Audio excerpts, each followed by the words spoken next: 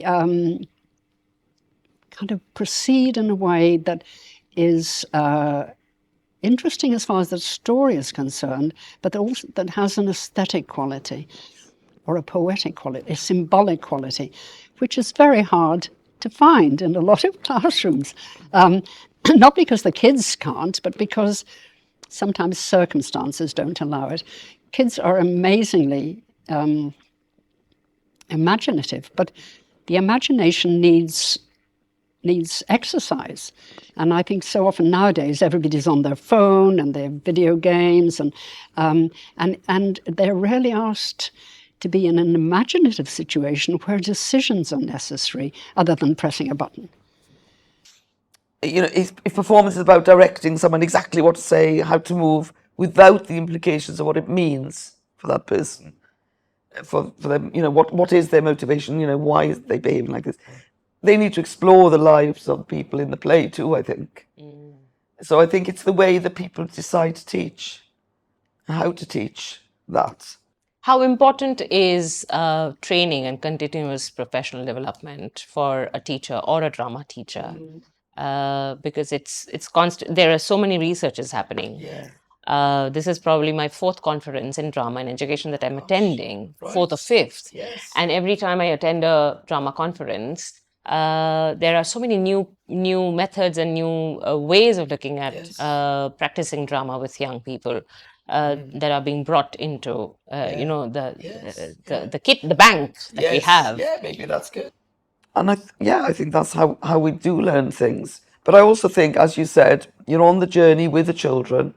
You learn as you are applying the pedagogy. And as you said, there's so many things in the bank.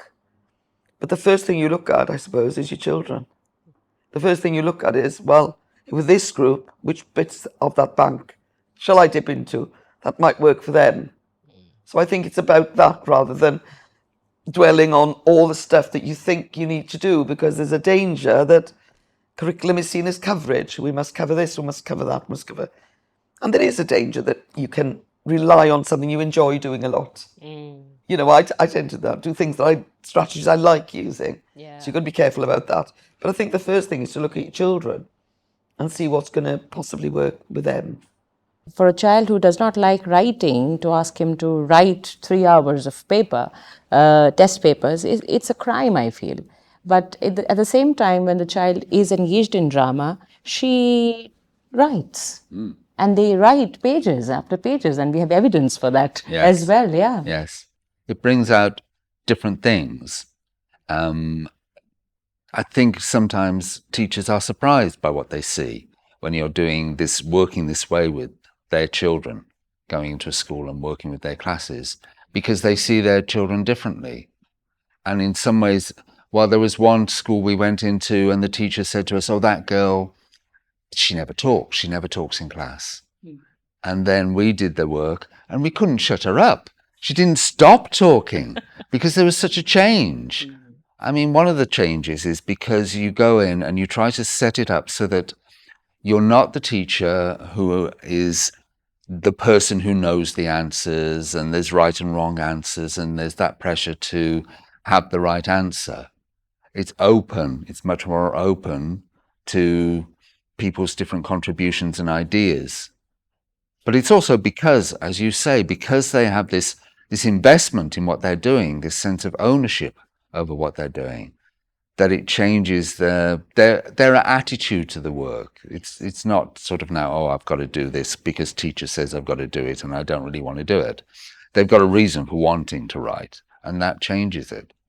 Research, you don't just learn the lines and go on and do it. You need to research the period. You need to research, or in Shakespeare's case, if you're in India, other cultures, other periods, other ideologies, ideas, and so on. So all of these things are there to be engaged with. Once you do that, very, very, very few go on to make it in a professional career because they don't want to.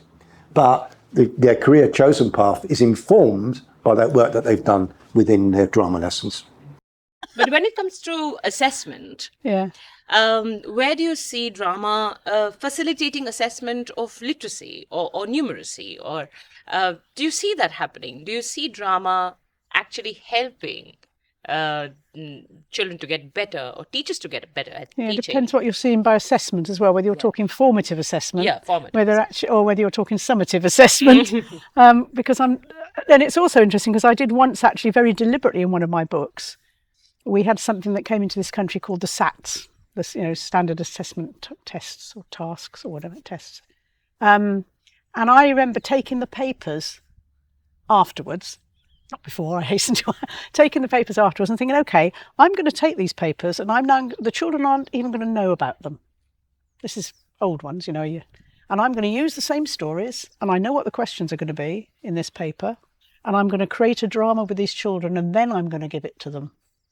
And amazing the difference that you can get, because I don't have a problem with, children have to learn certain things and some things are knowledge-based. But also it's about skills and empathy and a whole much, it's much, much more. How could doing drama or being in that process of doing drama help someone to do maths or science or something like that? Yeah, how could it do it? Because I think that fundamentally in this kind of form of drama is about inquiry. It's about asking questions. It's about looking for evidence. It's about being reasonable. It's about sorting through things procedurally. It's about resilience. It's about sort of saying, well, could I reframe this problem and see it in another way? And all those things, of course, have applications across the curriculum.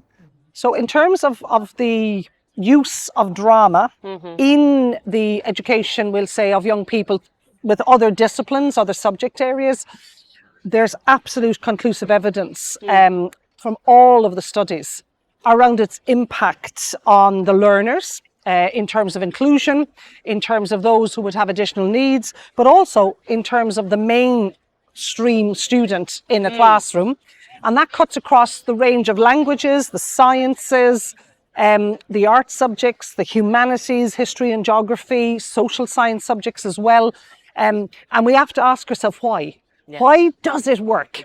And it's because it is an embodied, it's imagined worlds. It appeals to all the aspects that is innate in us as playful, creative beings. So you're bringing things to life. You're allowing people to have their voice, their perspective. We're not just following a set script. And we're exploring the content, which is very, very powerful. We've started to use these particular strategies across the university now for university students. So if they're studying mathematics or if they're studying whatever the subject is, engineering, we're now getting them to fictionally frame their solution to whether it's a bridge or whatever is their particular challenge, to stand in the shoes of others, both as forms of pedagogies for university students, but also as forms of assessment.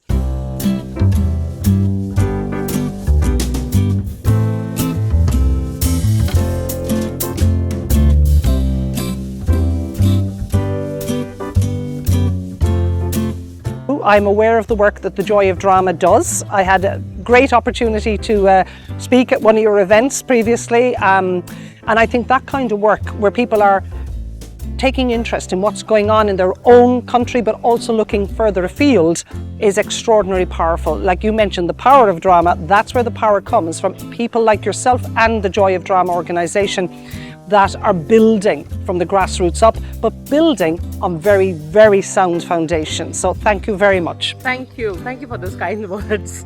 Thanks. It's very true. Very true. It doesn't happen otherwise. No, it truthfully doesn't happen. It takes the passion that you have and the commitment.